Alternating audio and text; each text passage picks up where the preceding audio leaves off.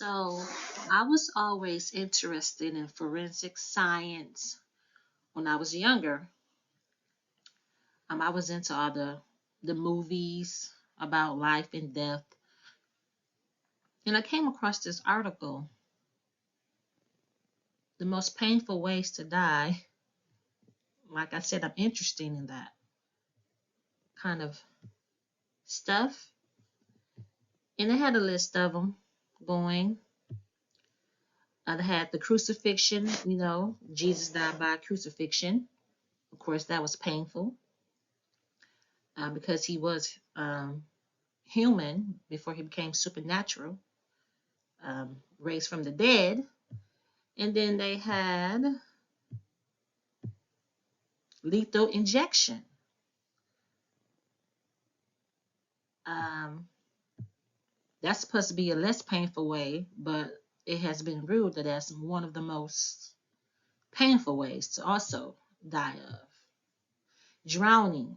I have heard that that is a painful way because you're inhaling water instead of air. Electrocution. Um, I experienced that one time when I was little. It was just a little small electric shock that felt like needles. But they say that's also painful. They got burning. Of course, burning make you cringe anyway. Just walk outside here in Texas, you like burning, because the skin has many nerves. So if you're on fire, you're going to go to a very instant shock. We got freezing, hypothermia, freezing to death. When we outside, when it gets snow, which we rarely get here in Texas, but we have some cold days here. Stand outside for too long or been stranded somewhere. You go to hypothermia. Heart attack, which is the silent killer because there's so many signs that you may think is heartburn or indigestion, but it actually could be a heart attack. Radiation is one. It's invisible. You can't see it. Um, it affects your circulatory system. It causes health problems along the way. Pancreatic cancer. I didn't know this was painful. Apparently, it's painful. Um, it's stomach pain, stomach and back pain. Your intestines is blocked.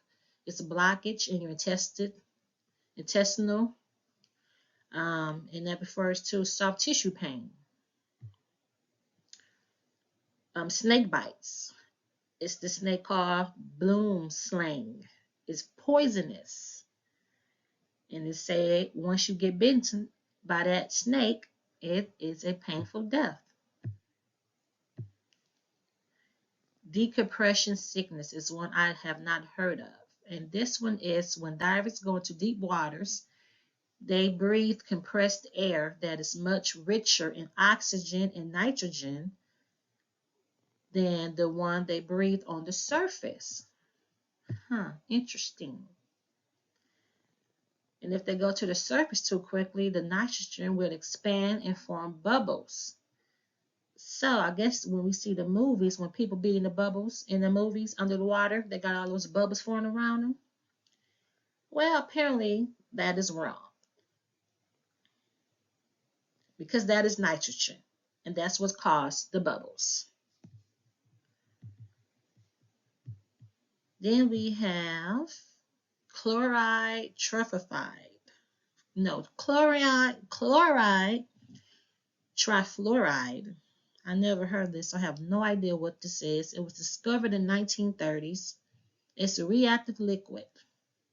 And if you come in contact with that liquid, it will turn your bones to gelatin. Wow. So that's like a mush feeling, liquidy feeling. Yes, indeed. And then let's see what else I have. I thought it was pretty interesting. I get on here and try something different. Oh, that was the end.